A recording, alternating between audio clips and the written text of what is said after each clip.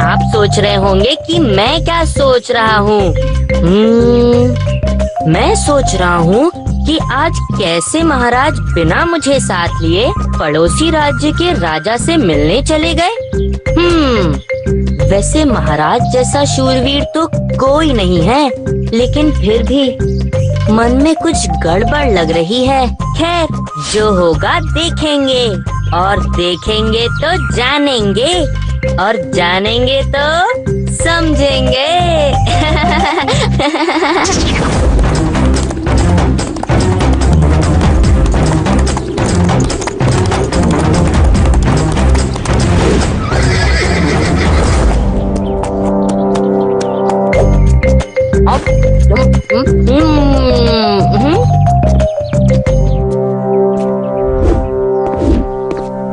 जल्दी कैसे आ गए?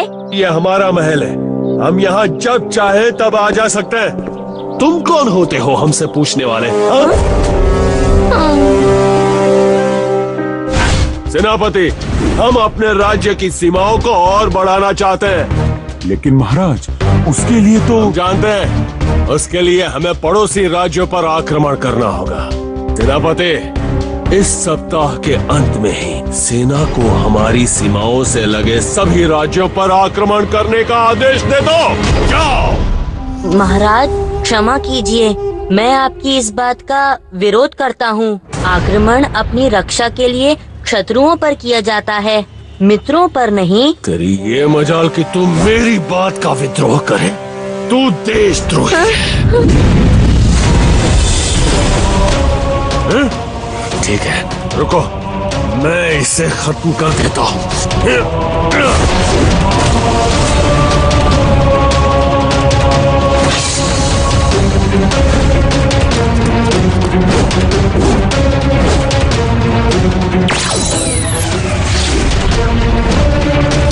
महाराज, ये आपको क्या हो गया है? सैनिकों, पकड़ लो इसे। महाराज का बर्ताव कुछ अजीब है, और वो चक्र भी नहीं निकाल पाए। कुछ तो गड़बड़ है। हाँ, मुझे इसका पता लगाना ही होगा।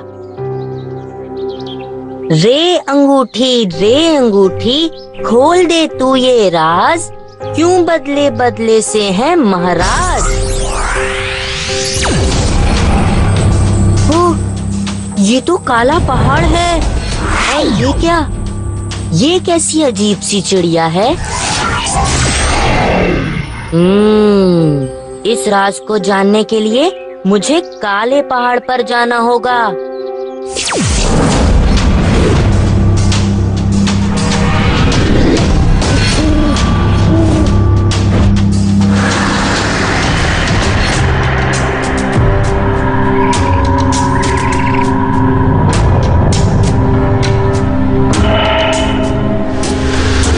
ये क्या?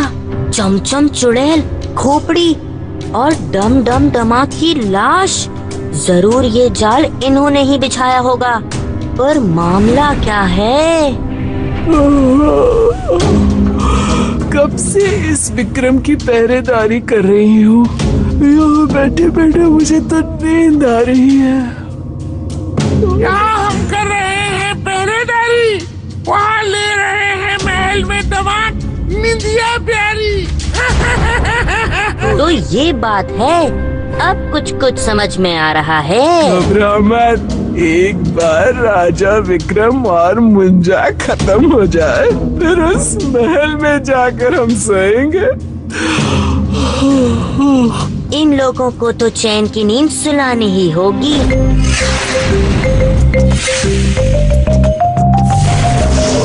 मुझे तो बहुत नींद आ रही है मुझे भी निंदिया प्यारी।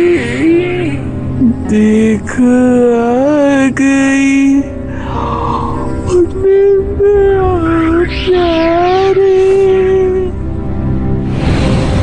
मुंजा, महाराज,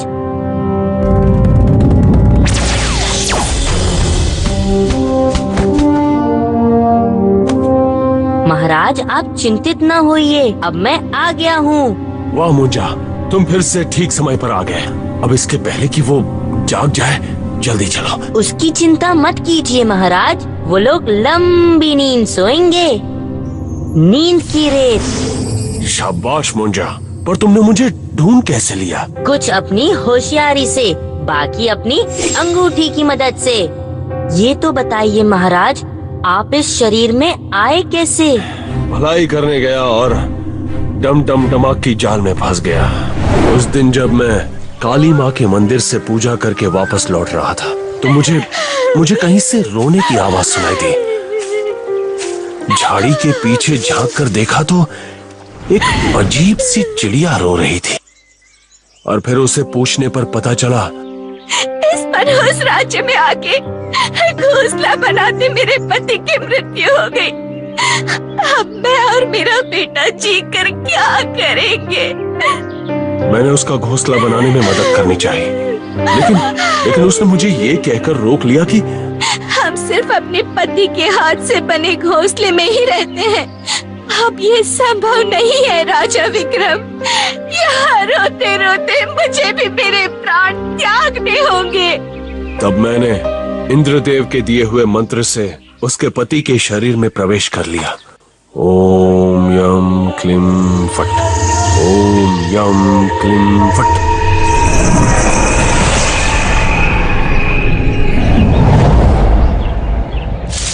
ओम यम क्लीम फट, ओम यम क्लीम फट।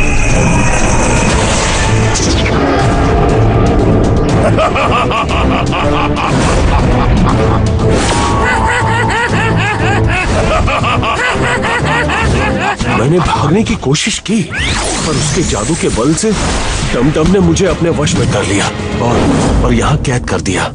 अच्छा, तभी मैं सोचूं कि हमारे महाराज कैसे बुरे हो गए। महाराज, अब देखिए कैसे मैं इन लोगों को ठीक करता हूँ। चलो मुंजा, अब मुझे किसी भी तरह इस चिड़िया की शरीर से निकलकर अपने शरीर में प्रवेश करना ही होगा, नहीं तो वो दुष्ट तांत्रिक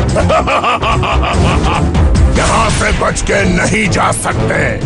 अब तुम दोनों की आत्मा को मैं मुक्त कर दूंगा, क्योंकि अब मैं विक्रम हूँ, समस्त शक्तियों का मालिक।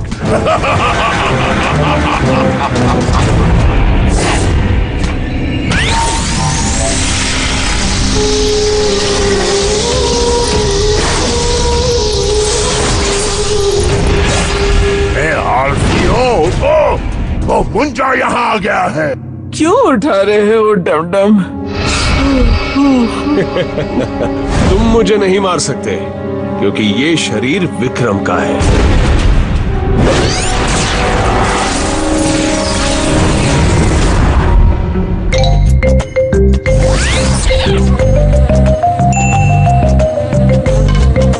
अब तू देख मुंजा कैसे बनाता है तुझे गंजा।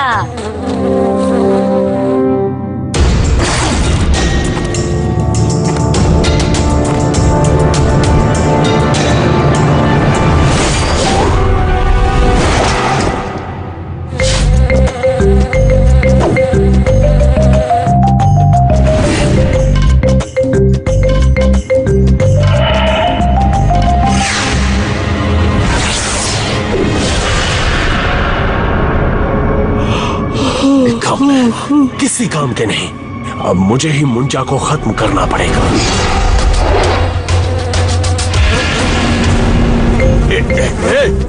मत काट, तुम्हारे महाराज का शरीर है ये, मत काट।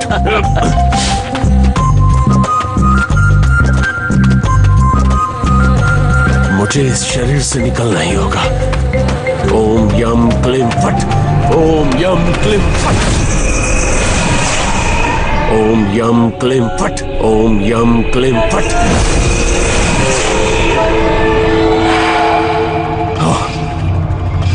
आखिरकार मैं अपने शरीर में आ ही गया। अब देखता हूँ इस डमडम को।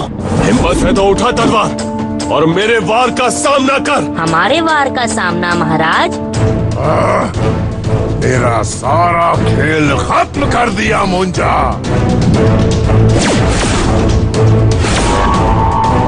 अगली बार मैं तुम्हें देख लूंगा विक्रम, देख लूंगा तुझे विक्रम। मुंजा, मुझे क्षमा करना, मेरे कारण तुम्हें इस दुष्ट तांत्रिक ने बहुत कष्ट दिया। महाराज, आप क्षमा मांग के मुझे लज्जित ना करें, मैं तो आपका सेवक हूँ।